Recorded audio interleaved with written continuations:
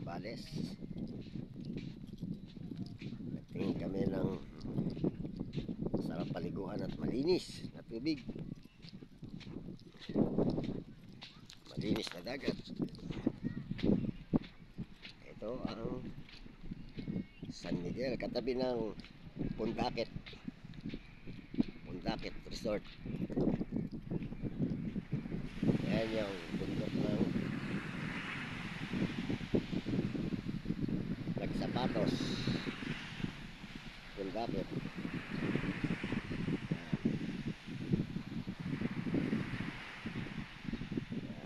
Ganda ng tubig, oh. Ngayon, panahon ngayon ng habagat, kaya medyo may alon, pero mamayang hapon kumakalma naman. Maganda na yung lugar, tubig tahimik na, malinis dito. Ayan, maraming cottage, free dito, free entrance. Maraming entrance dito, maraming cottage. Mamaya ilalagay ko kung anong barangay ito, tsaka yung location na kung anong pangalan ng barangay. I-google nyo na lang sa Google Map. Yan ang mga kubo nila, mga cottage, malalaki, pwede mag overnight na rito. Sa malaking kubo is 3,000. Yan, meron po doon. Ayan, oh. Yung ganitong kalaki, malaki na rin to. 2,500 daw to, 2,500 overnight.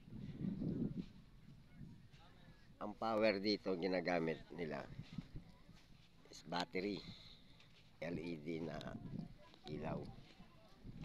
Ayan, ito 2,500 yan. Yan, may papag na, may lamesa, may upuan.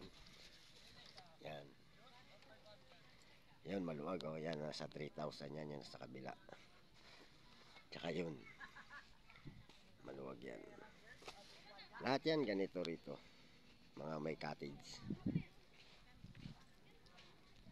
Pwede rin kayo magdala ng tent wall, di bawal. Ito, nasa 3,000 ito.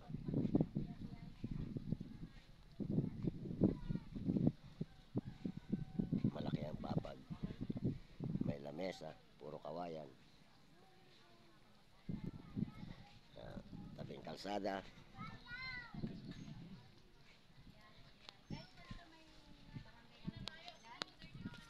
Anong barangay to, kuya? San Miguel.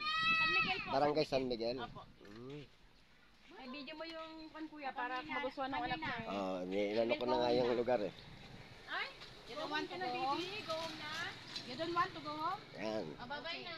Ito ang ano, nasasakyan. Oh. Hanggang dun, sa dulo. Walang entrance. Kubo lang, cottage lang ang babayaran. Ano mo, tapos pakita mo sa barangay nyo para ayaw ang go home. Mahangin na, tahimik pa tapos walang gamit. Galing pa kami ng Zambales, ay ng ano, Angeles. Yan lang ang sinakyan namin. Yung aking Montero Sikel.